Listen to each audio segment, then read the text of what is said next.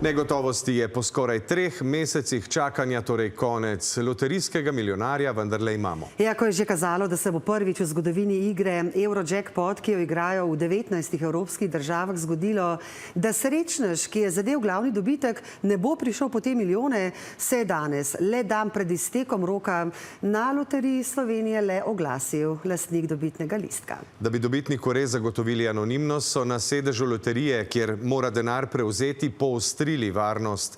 In kaj novopečenemu milijonarju svetujejo poznavalci? Kaj naj naredi z več kot 30 milijoni evrov? Kaja Kobetič.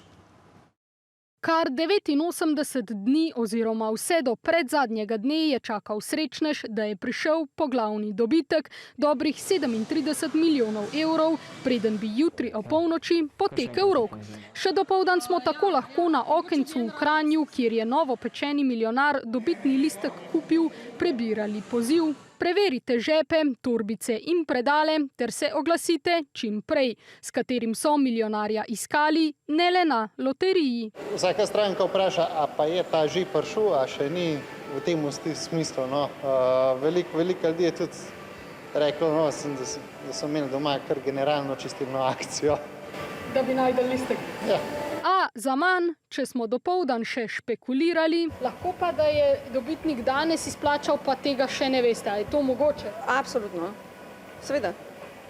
Lahko, da je ravno kar na loteriji. Ne vem. Je po glavno nagrado dobitnik, kot so z loterije sporočili popoldan, danes res prišel. In ravno zato, da bi mu na loteriji zagotovili popolno anonimnost, smo se s tiskovno predstavnico dobili pred enim od prodajnih mest in ne, kot običajno, na sedežu loterije. Tam so namreč poostrili varnost. Potekajo posebni protokoli in da dejansko nobena oseba, ki ni za to pooblaščena, ne pride v stik z dobitniki. A tako dolgo, kot je dobitnik z izplačilom zavlačeval, vsaj toliko je nastalo teorij, kdo in zakaj. Špekulacije so vedno pol, pa je prišla stranka, ja, pa ima sosed novega Porscheja, pa take stvari. Mogoče ga je kap, no. Je to dobro. Ja, ne vem, barbice boji denarja. Preveč denarja na kupu. Kar slabih 32 milijonov evrov bo namreč dobitniku ostalo pod palcem, ko bo občini, kjer živi, plačal 15% davek.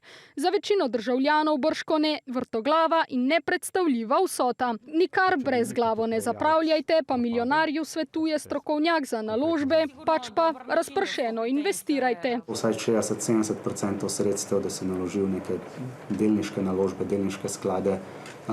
To vemo, da so naložbe, ki dolgoročno prinašajo dobre donose. Definitivno bo najbrž nekomu s takim zneskom prišla na misel nepremičnina. Moje osebno priporočilo bi bilo, da se ne lotevajo direktnih naložb v nepremičnine. Zakaj?